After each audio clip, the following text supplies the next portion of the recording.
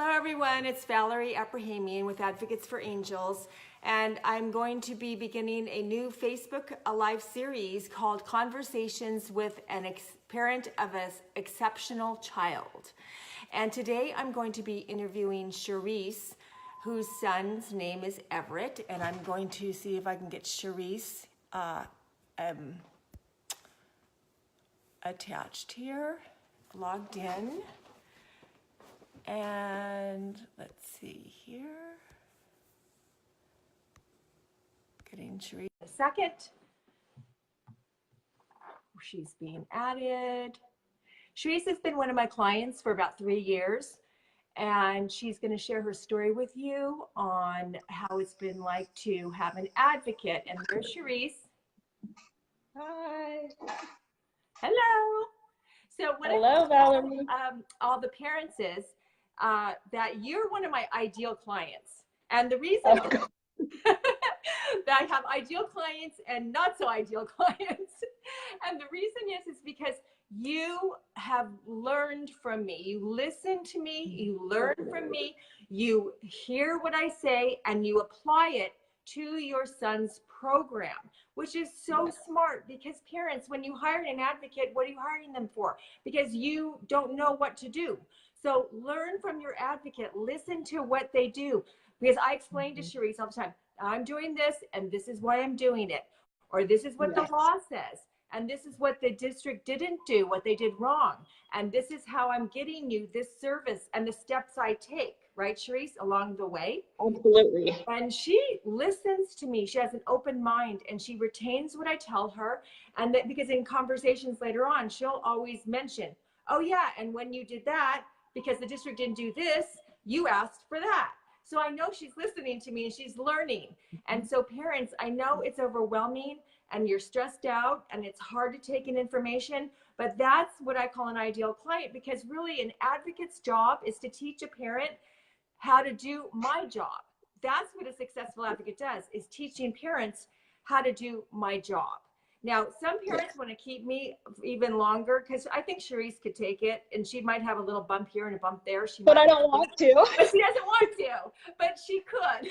So I know, okay, I've done my job. I know she could handle it, but some parents just want to keep me. So I just wanted to make that point first, because parents, if you're looking for an advocate, that's so key. You want to listen to your advocate, learn from your advocate, and think in the back of your mind at the IEP meetings, I'm watching, I'm listening to my advocate, I'm learning, I'm going to ask them questions. Why did you say this? Why did you ask for that? What is the law on this or that? So that's what I want to open up this conversations with a parent of a special needs child for parents. So, so Cherise, tell us a little bit about Everett and about the problems you were having in summary when you first hired me. Okay, so Everett is on the autism spectrum, high functioning. His autism presents with more OCD characteristics, rigidity, and sensory issues. He has never really stimmed. He doesn't flap. He is very intelligent, has great eye contact, and even has great speech. But he shuts down and acts out when he's overstimulated. He was in mainstream to TK and did well in TK and kinder without an aid. And then we had the tri-annual IEP where they discontinued all services but speech for articulation. And we moved to a new school. So I was starting at a new school with pretty much nothing.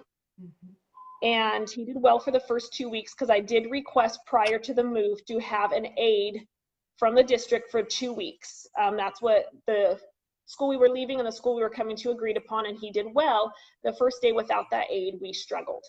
I was told first grade is too academically challenging for him, which he's very intelligent, I didn't believe. He was getting kicked out of the classroom a lot for noises, for crying when he would lose competitions that were in the class.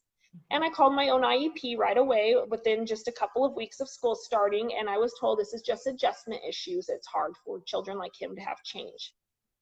Within a week later, he had gotten really upset at school and pushed a desk over, and I called another IEP. And that was scheduled for 3 or 4 weeks out, and I knew I could not wait 3 or 4 weeks. This was going to get worse. And what ended up happening is he actually got suspended. And that I don't want to cry. That was the night I called Valerie in tears at 8 or 9 at night. The school had called me very late at night to tell me he was suspended. I think that's a tactic so that you don't have to have a meeting. They call it an emergency suspension. You don't have to sign anything. It goes into effect. And I hired Valerie that night. And we met within a few days and had the consultation. And we were blown away and impressed. And we hired her that day of the consultation. And she came with us to that meeting that was already scheduled. Mm-hmm. Mm-hmm. So that's how we got started. We were referred through a friend at church who had used Valerie, and when she heard me talking about the problems we were having, she phoned me and said, "This is what you need to do." Mm-hmm. Mm-hmm. So yeah, that's how it got started. Yes, that's how it got started. So yeah, I want to just pick up on, so some of Everett's, weaknesses that and his deficits are mostly in social skills. And so Yes. he is, as we know, every child on the spectrum is so different. So you can't just have this picture in your mind, autism, oh, it looks like that, because it doesn't. And so Everett looks very typical to any other child, but he has these little quirks and that are spectrum behaviors. And one of them is that he is so OCD and he has to win. He has to be the best. He doesn't think things are fair. He's a rule follower. When other kids break the rules, that's a real problem to him. And he's going to tell that other kid, hey, you broke the rule. It has to be this way. So he's very rigid in his thinking. And so that's kind of a nutshell of him. So those kind of kids are the kids that get suspended because they don't understand, even though they're rule followers, but then they perseverate on the rules and they end up getting in trouble because of the rules. Yeah. And also he acts say out. to me, if he's such a rule follower, why is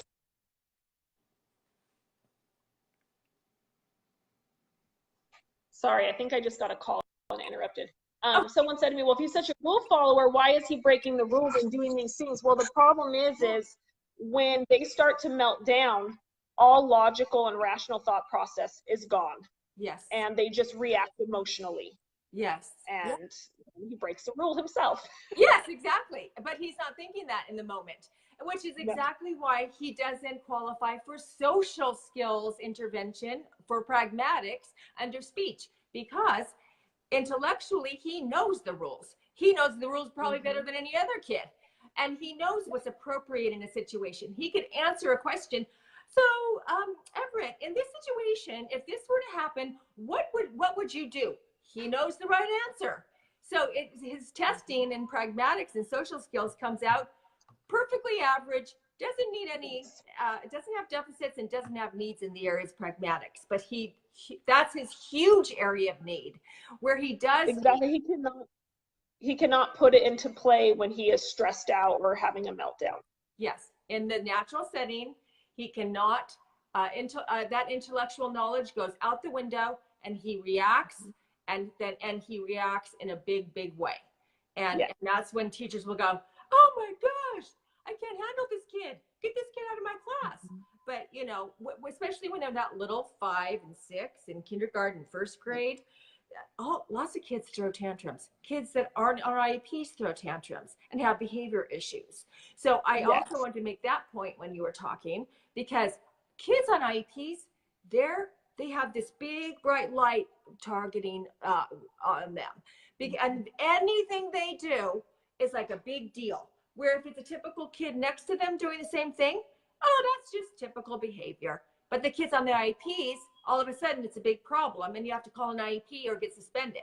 So parents, you got to watch for that, because it's really the IEP puts a spotlight on your child, and teachers also get this weird perception and thinking in their head where they think, well, this is a child with autism, and labels them. So that it's going to look different to them than if a typical child does it, which is not fair. It's not right, but that's the reality.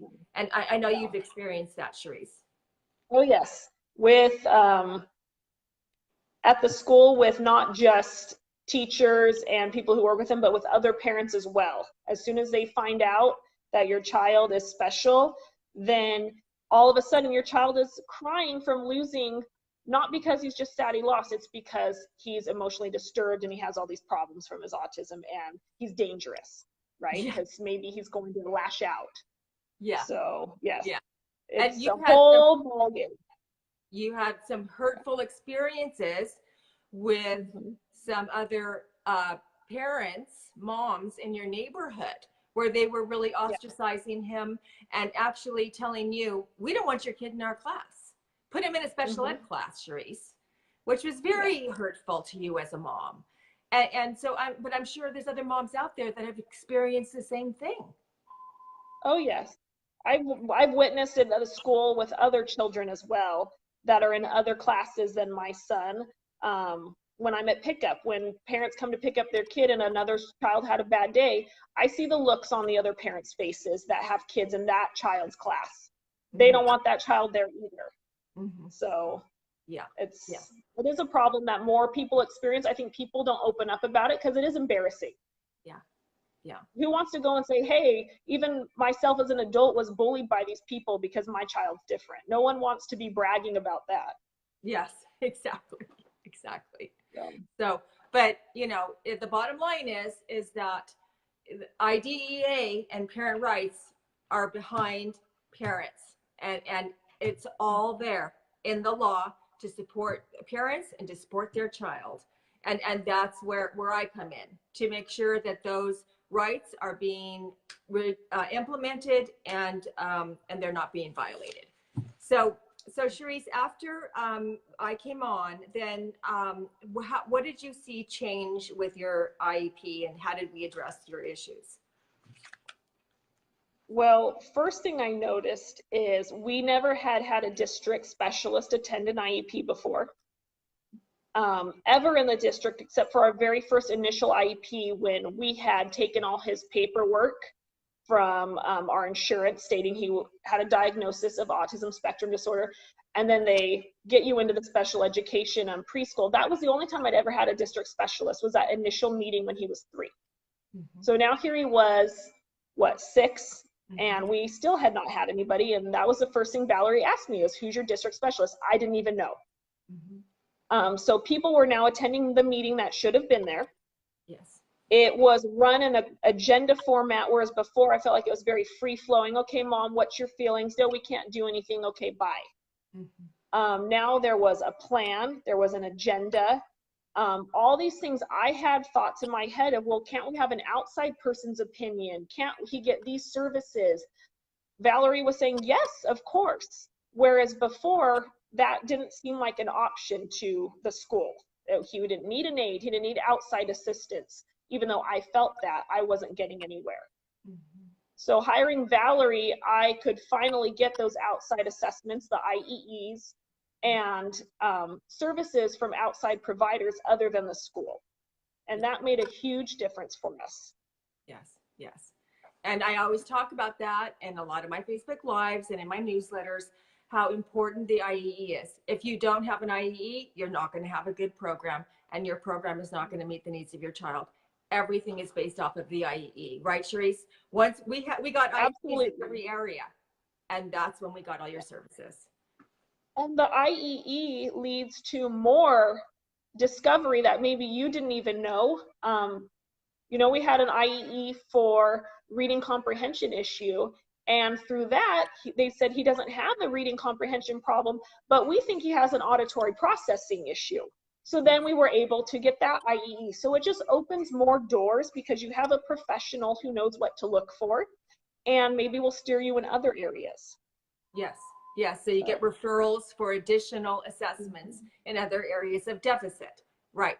Which then opens up the doors for new goals to be written, other supports possibly to be implemented, or whatever that area is. Absolutely.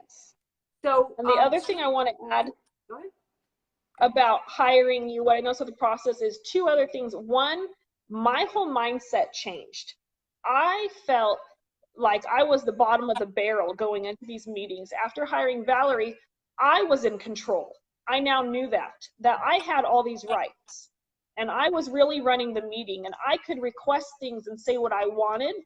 And the other thing is, having an advocate is like having a mediator. you don't have to yell at these teachers or the administrators. You don't have to be the bad guy. You can even just sit there if you want, so that they can never say, well, that mom was rude or that mom was mean. And for me, that was a big thing because I have 2 other children that will be going to that school.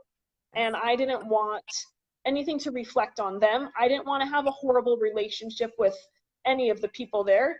And you don't want to have one, even if you don't have other children, you don't want to have them not wanting to work with your child or treating him differently because you threw this big fit. So I love having an advocate just because it takes a lot of that pressure off myself. Yeah. And I can still have wonderful relationships with people working with my son. Absolutely. And that was the other thing that I wanted to say about you being an ideal client, because you are very pragmatic and diplomatic, even when you were upset and angry, and you've been really upset and angry, but you still, yes. All parents are, but you still know how to remain respectful and calm in your meetings. And that is so huge for parents, because a lot of parents, they have a really hard time doing that. And it's so important because, as you said, you don't want to be looked at as, oh, that mom's a crazy mom. You know, you should have seen the way she acted in the IEP meeting, because they'll flip it around and they'll blame it on you. So I've seen teachers get mad and act, not inappropriately at IEPs, and they can do it. But when we do it, no, that it's only going to hurt you. So you always have to stay respectful, pragmatic, and diplomatic in your meetings, because you don't have to show emotion. Because, as I said, we have all the power. The IDEA gives us all the power, which is what they don't want you to know. So there's no reason to get angry, because in the end, if you know how to implement your parent rights, you are going to meet the needs of your child. So yeah. And also the advocate can be the bad guy, and the parent can just sit there and let the advocate be the bad guy.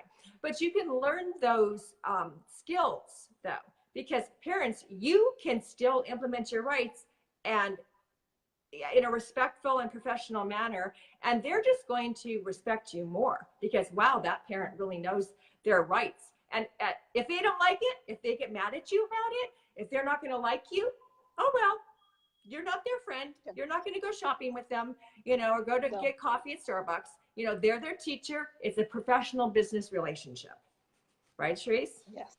Yeah. Yes. And that is hard sometimes when you've had a bad experience with a teacher and everybody else just loves that person. And then you kind of feel like, why do I feel this way? But there are wonderful teachers that are great for the general population of students. Yes. And maybe they don't have enough training to work with a child with special needs. And I just have to always remember that when every year we have a new teacher, okay, I have to remember, keep an open mind.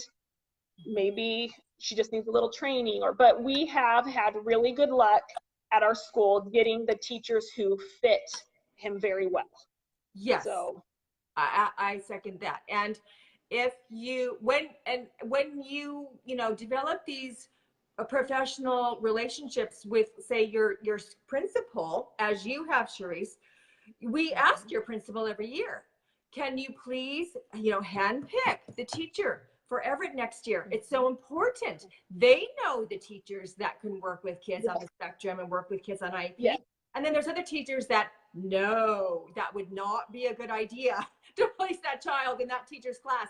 Those principals know those yes. Teachers. And even with an IEP, they do not let me request who I want, which, being my first child, I don't know a lot about all the teachers at the school because we haven't had them yet. But so far, they have done a wonderful job picking. And as you said, I have a wonderful relationship with our principal, a working relationship, and she has not failed me yet. So this year when I asked her, hey, what's happening next year? She said, you've got to trust me. I haven't let you down yet.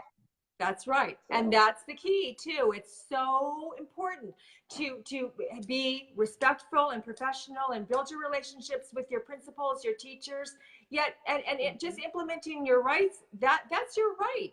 That's what you should be doing. It's not a bad thing, and that's going to make them respect you more, and things are going to run more smoothly. Yeah, it's so important. Have a good relationship with your principal. So tell us a little bit about how you felt in the beginning about the financial commitment about hiring an advocate, because I know every parent is not happy about that in the beginning until they see the benefit of it, until they see it's an investment in their child's future. So I might be your exception because I didn't care. I would take out a loan. I would mortgage my house. I would do whatever to make it right for my kid. Mm-hmm. So that didn't even cross my mind. We had a small amount of savings, and I knew if I had to blow through that, that's what I was going to do. Mm-hmm. My husband, he has a harder time letting go of money. And he, even after the consultation, was like, we have to do this. Because we knew it was money well spent just in that 2-hour consultation. We knew exactly that that's what we wanted to do. Yeah. And so I tell parents, put it on a credit card if you can. Get a 0% year interest credit card maybe, where you can pay it off without much interest, or take out a small loan. Borrow from family members. Mm-hmm. I know for one of our IEPs, something had happened. We'd had a flood at our house and we didn't have any money left, and my parents let me borrow money for them and pay them back later. Yeah. So there's always ways that you can find the money, I feel like, and it is a wonderful investment. Yes, because it's an investment in your child's whole future in their life. It's the trajectory in which they're going to, the path they're going to go down. If they don't get an education, they're not going to be successful in life. They're not going to be able to get a job. They're not go to college, have relationships, anything. So it's huge. No. Yeah. Early intervention is the key. So I feel like you've got to start early. Don't just wait and think, if it's getting out of control, don't sit there and think, I can do this myself. I'm going to try all these things first. Yeah. Because you're wasting time, and then it's harder. They've regressed more, lost more skills. In my case, my son was already stigmatized. Yes. Just in the year, and I already had Valerie, but it's a process, and getting services and what he needs is a process. And by the time that school year was over, we had what we needed. But in that one school year, he was labeled, bullied, and stigmatized. Yes. So yes, it is. But it's an investment, because I kept thinking, if I homeschool him now, if I pull him out now, I'll never get him back into school. He'll never want to go back. Yeah. And if I do online schooling, if he's just not in school, maybe he'll do online college, but then how is he going to have a job if he's never worked with authority figures or socialized or been out? And I feel like children on the spectrum benefit so much from being in a general ed class. Yes. Their social skills improve so much. And now my son has tons of friends, and every day he's having a play date with somebody. Yeah, it's like it's a different kid. You would not even think that's Everett from when I first started working with him 3 years ago. He's doing so well. I mean, he'll still cry sometimes with his friends when he loses, but the thing is, the kids don't care. It's parents and it's educators that it bothers. The kids really could care less. Yeah, and once they understand, then they're like, okay, and they just go on. Yeah. So, so you talked about that it's a process, Charisse, and a lot of parents think, well, how many meetings is it going to take? You mean it's going to be more than 1 or 2 meetings? I'm like, oh boy. So talk a little bit about that, how it's a process and how I can never predict how many meetings it's going to take. No, it is a process because you only have so much time in a meeting. Maybe you could get a lot more done if you had 4, 5, 6 hour IEPs. Right. But it is a process, because usually your initial IEP, you're requesting all the IEEs, the outside evaluations. You're going to automatically have to meet again to get those results and to make goals and ask for the services. So you're at least going to have 2 meetings for anything you request.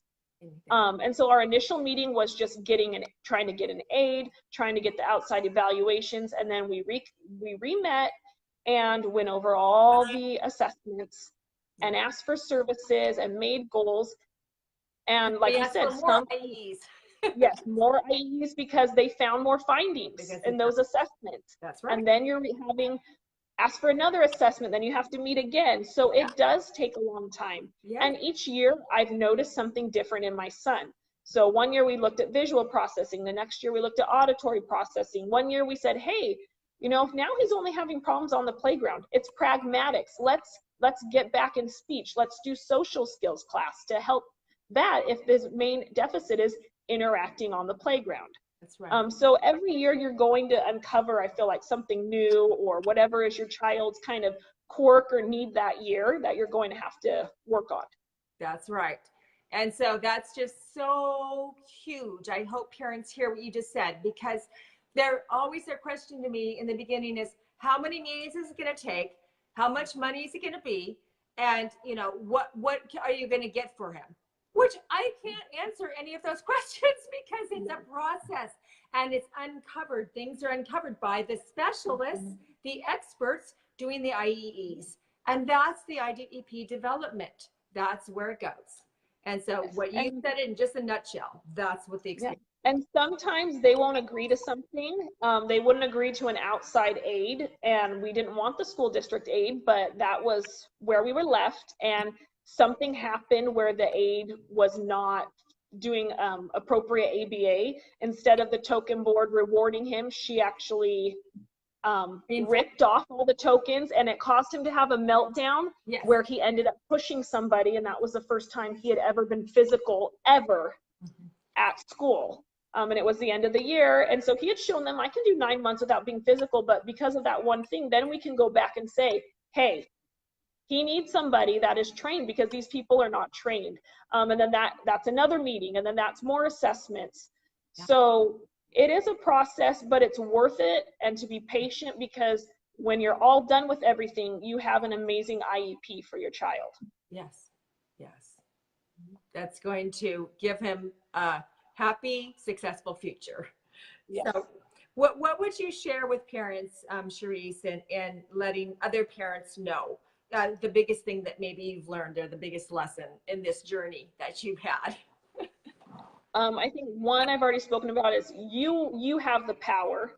And that for me was a big mental shifter of being a victim and of thinking we're never going to be able to do this. He's never going to make it through school, to, oh, we're doing this. This is happening. And I'm in charge because I'm his mother. And I say that he is going to regular school because my son does not have any problems at home.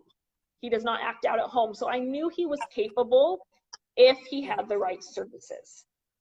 And our past home ABA specialist had told me that if he has a problem, it's typically because someone else, he's reacting to something, or they're not doing what they're supposed to.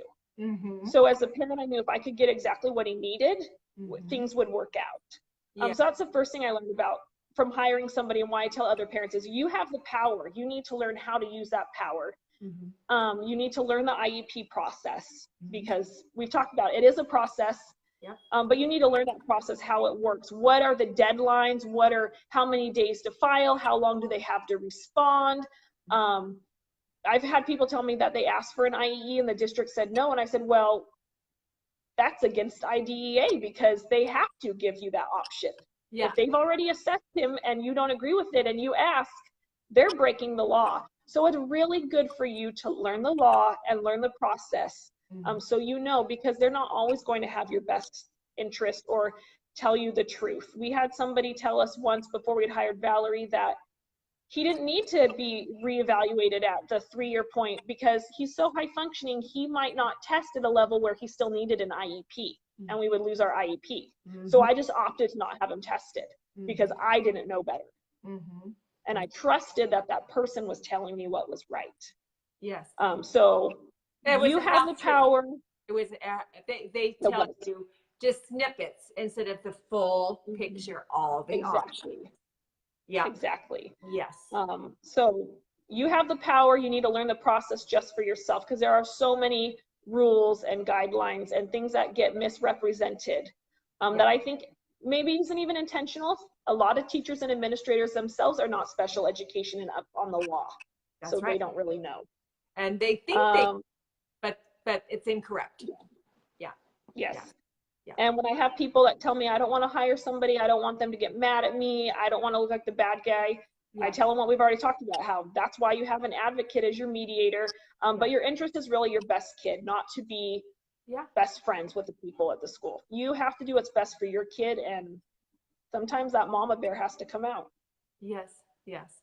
And then, you know, you have a success story now. You can say, I mean, He would never have been where he is today with the program he has today No. had he not done that.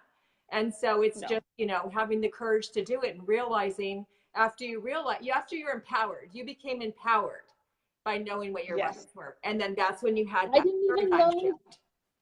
Yeah, I didn't even know you couldn't sign. There were so many times I didn't agree with what they told me, and I didn't want to sign, but I thought I had to sign that I know. they I would know. take everything away. Yeah, that's, oh my gosh, that's just the word. Yeah. I have So my that's what Facebook Live on really that. learn the law and the process. Yeah, yeah. Like, don't sign if you don't agree. My gosh, parents. But And they that's what I make you tell feel like you people all have the to, time. right? hmm Yeah. And I have a lot of people who now call me and say, I'm frustrated with my IP. This is what happened. And I say, well, did you sign? Yeah. You And shouldn't they have say signed. yes.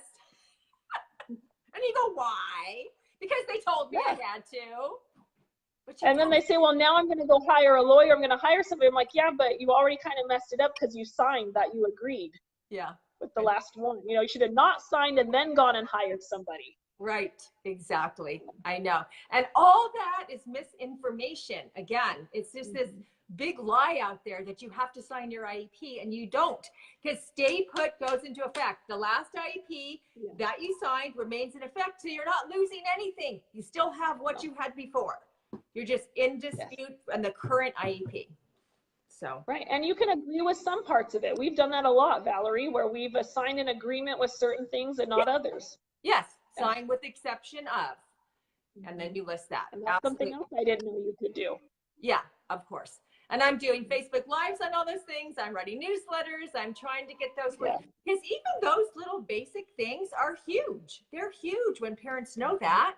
Then they start, you know, being able to change the way their IEPs go. Because if you don't know those basic advocacy 101 things, you're screwed. Yeah, nothing is going to go your way as a parent. They're going to have all the power over you. Yeah, and that's why you are powerless as a parent if that's how you're doing it. You feel like you have to do what they say, you have to sign, you're limited to their services and their assessments, then you are powerless. That's right, that's right. And to add to what you said about if they say no, the only way they can say no, we're not going to give you an IEE, they have to say, and we're going to take you to hearing to prove that our assessment is so perfect and so right that we don't have to fund to provide you with an IEE. But most of the time, they're not going to want to do that. So, and I did a whole Facebook Live on that too. And when you're the parent yourself, without the advocate, they think you don't know anything and they just tell you no. And you're like, okay, well, I asked, I tried, and you walk away. No, absolutely. And it's not in writing, it's just a conversation. And therefore, then that parent got misinformation and their rights were violated in that instance. Absolutely. Absolutely. Well, thank you, Cherise. Is there anything else you want to say in closing, or did you feel you relate? No, I just think if anybody is on the fence about hiring somebody, at least do the consultation, because I think you will just in the consultation realize that there are so many more services and things out there for your child than you even are aware. Yes. I mean, I was flippantly making a comment to Valerie, gosh, I wish there was like someone that could assess his reading comprehension. She said, of course there is. Yeah. And I didn't even know. And so I think, you know, just go get a consultation, because you will find out there's so many options and so many more things out there, and services make the difference. Oh, absolutely. And especially when they're young, because when they're in junior high and high school, they don't want to be pulled out for services. So you got to get the services in when they're young in grade school. Yes. Most important. And I've learned so much, like Valerie said, you know, I take it all in. I write notes. I take it in because you never know what happens, or even, you know, I've had administrators approach me outside of the school and say things that, because I've learned so much from Valerie, I already know how to respond, or, you know, if what they're saying is true. So I think it's just great to take it all in, because she's an awesome person to learn from. She is so knowledgeable, and it's easy to read online what to do, but when you actually watch her in an IEP and it's put into play, it makes sense, and you can understand the process. Yes, so true. So true. I know there's nothing like the true experience. But well, thank you so much, Cherise, for sharing your story about Everett, your success story about your son, and he's doing so great, and he's so